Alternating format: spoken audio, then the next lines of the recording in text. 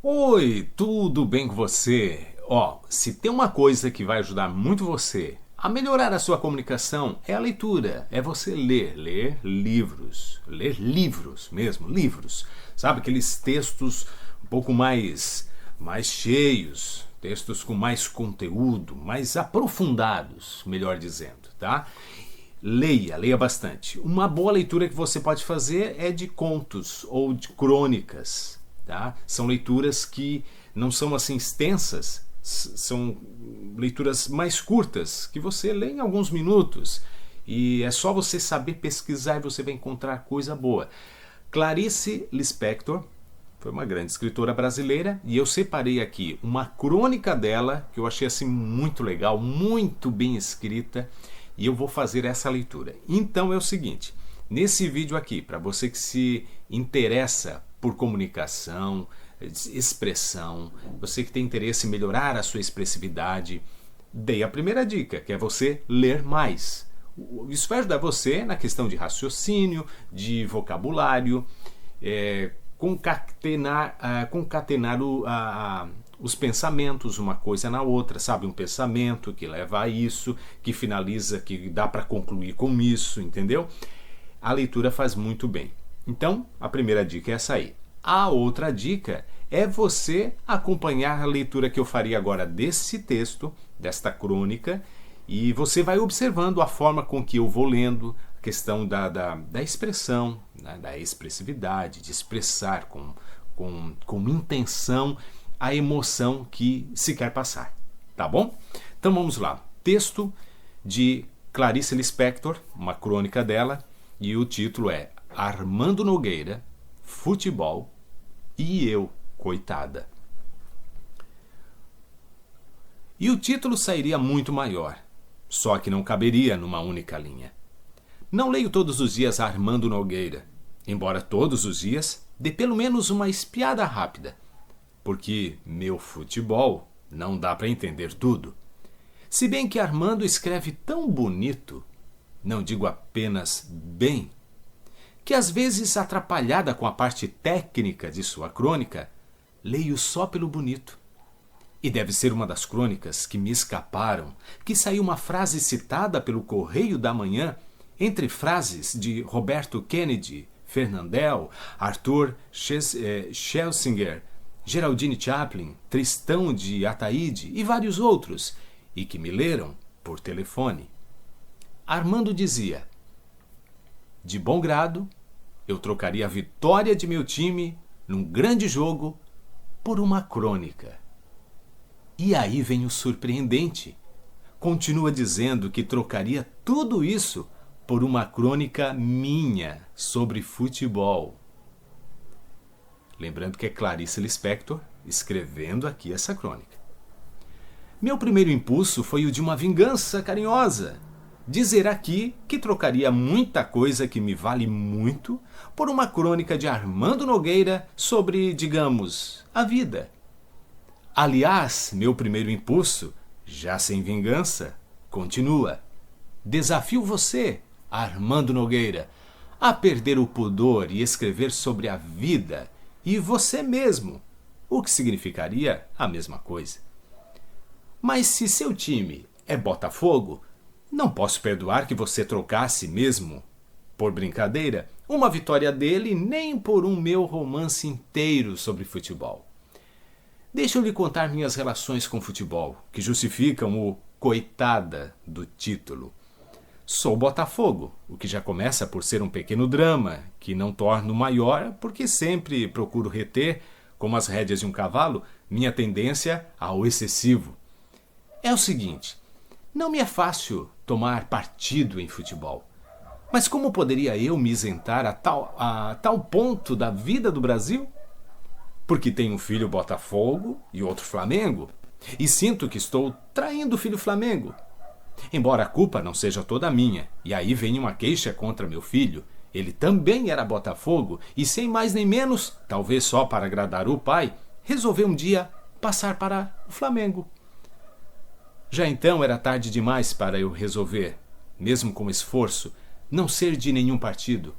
Eu tinha me dado toda ao Botafogo, inclusive dado a ele minha ignorância apaixonada por futebol. Digo ignorância apaixonada porque sinto que eu poderia vir um dia apaixonadamente a entender de futebol. E agora vou contar o pior. Fora as vezes que vi por televisão, só assisti a um jogo de futebol na vida, quero dizer, de corpo presente. Sinto que isso é tão errado como se eu fosse uma brasileira errada. O jogo qual era? Sei que era Botafogo, mas não me lembro contra quem. Quem estava comigo não despregava os olhos do campo, como eu, mas entendia tudo. E eu de vez em quando, mesmo sentindo que estava incomodando, não me continha e fazia perguntas, as quais eram respondidas com a maior pressa e resumo para eu não continuar a interromper. Não imagine que vou dizer que futebol é um verdadeiro balé. Lembrou-me, foi uma luta entre vida e morte, como de gladiadores.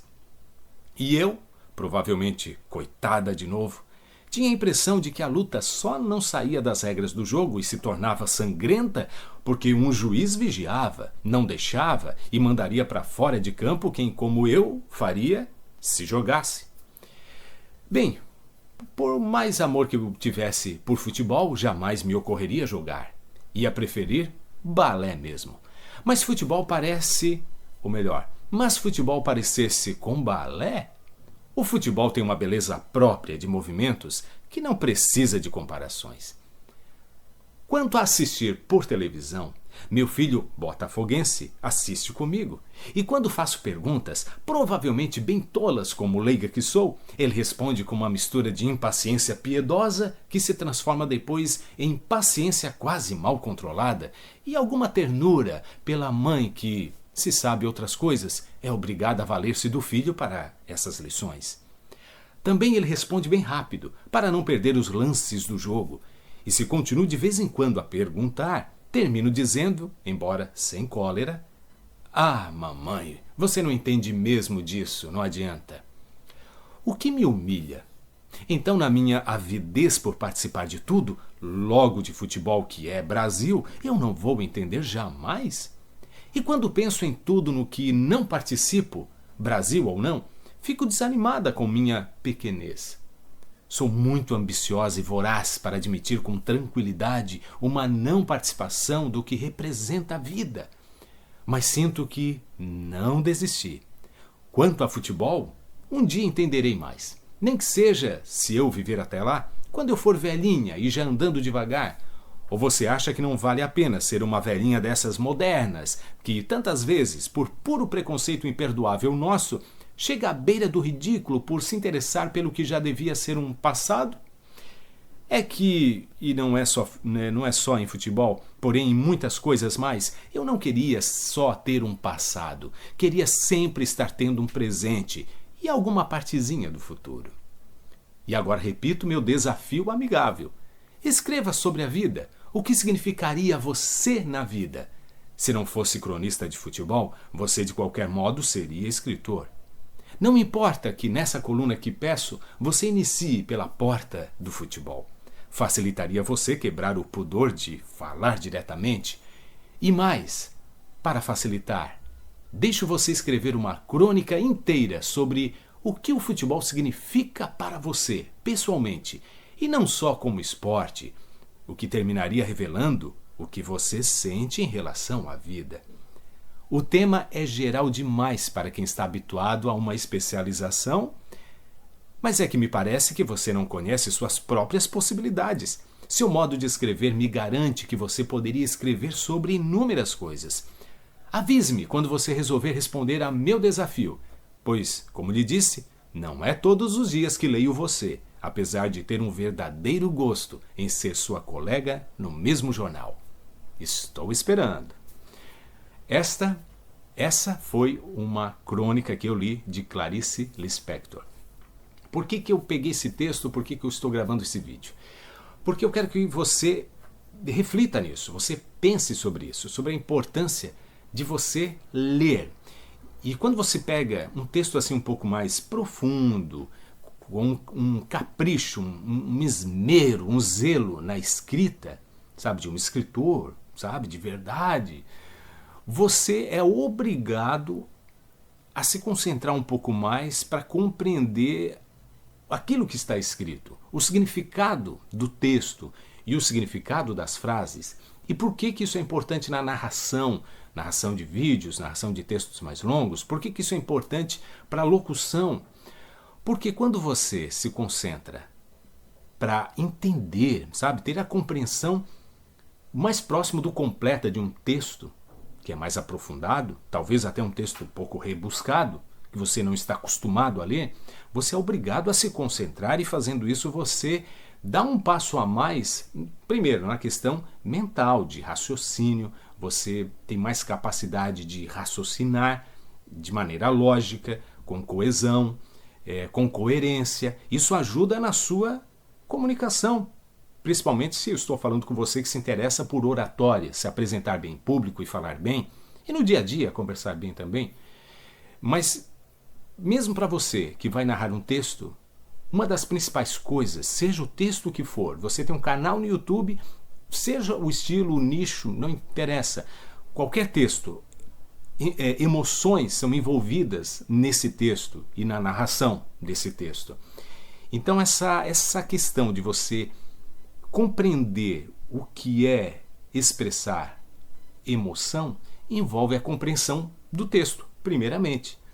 Então, quando você gasta tempo para ler textos assim um pouco mais caprichados, digamos assim, que exigem um pouco mais de concentração, você estará exercitando a questão do raciocínio e, por conseguinte, a questão de saber captar a emoção e expressar. Porque eu li o texto, cada frase é única. Você sabe disso, né? Você que acompanha meu canal sabe disso. Cada frase é única. Então você precisa observar cada frase e a emoção contida em cada frase.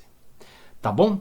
Se gostou do vídeo, deixe seu like. Se gosta desse tipo de conteúdo, se inscreva aqui no canal. Agradeço por assistir até o final. E se você quer saber mais sobre como você pode melhorar, desenvolver mesmo a sua comunicação, seja a área que for, leia a descrição aqui do vídeo. Tá bom? Um abraço para você, valeu e até a próxima.